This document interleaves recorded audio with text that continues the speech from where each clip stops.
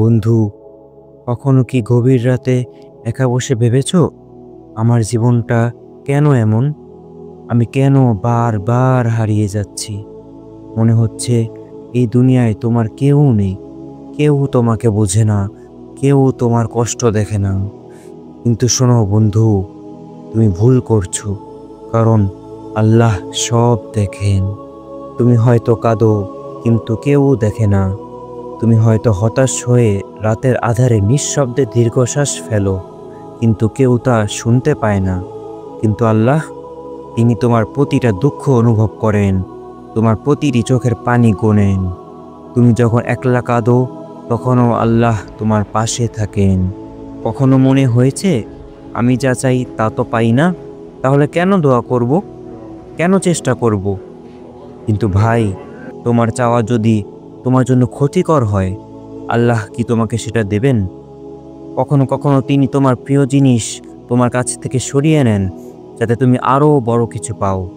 তুমি হয়তো এখন বুঝতে পারছো না, কিন্তু একদিন পেছনে ফিরে দেখবে আর বলবে, আলহামদুলিল্লাহ, আল্লাহ আমার জন্য যা করেছেন সেটাই সেরা। আল্লাহ তাআলা বলেন, তোমরা কি মনে করো যে আমি তোমাদের পরীক্ষা করব না? আমি তোমাদের ভয়, ক্ষুধা ও ধন সম্পদ, জীবন ও ফল ফসলের ক্ষতির মাধ্যমে পরীক্ষা করব। আর যারা ধৈর্য ধারণ করবে তাদের জন্য সুসংবাদ রয়েছে। সূরা আল বাকারা, আয়াত ১৫৫। তুমি কি জানো নবী সাল্লাল্লাহু আলাইহি ওয়াসাল্লাম কত কষ্ট সহ্য করেছেন? তার সন্তানদের কবর দিতে হয়েছে, তাকে নিজ জাতি ত্যাগ করেছে, তাকে পাথর মেরে রক্তাক্ত করা হয়েছে, তবুও তিনি আল্লাহকে ছেড়ে যাননি। তুমি কি ভেবেছ তোমার কষ্ট তার চেয়ে বেশি? না ভাই, তোমার কষ্টও পরীক্ষার অংশ। তোমার সব দুঃখ, কষ্ট, ব্যর্থতা, এসবের পেছনেও আল্লাহর এক মহান পরিকল্পনা রয়েছে। তুমি যখন কাউকে ভালোবাসো আর সে তোমার ভালোবাসার মূল্য দেয় না, তখন তোমার কেমন লাগে? ব্যথা লাগে, তাই না? কিন্তু ভাই, ভাবো তো, আল্লাহ তোমাকে কত ভালোবাসেন।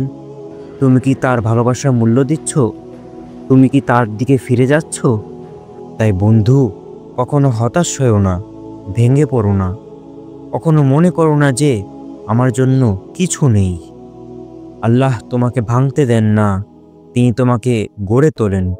আল্লাহ তোমাকে ফেলে দেন না, তিনি তোমাকে নতুন কিছু দেওয়ার জন্য প্রস্তুত করেন।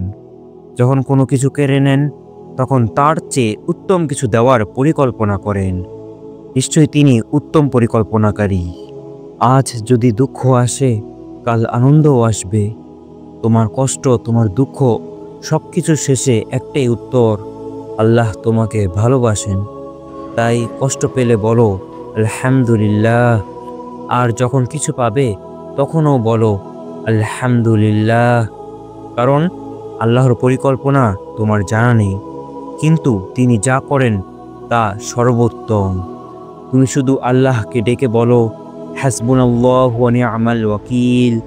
অর্থ, আমাদের জন্য আল্লাহই যথেষ্ট, তিনিই সর্বোত্তম কর্মবিধায়ক।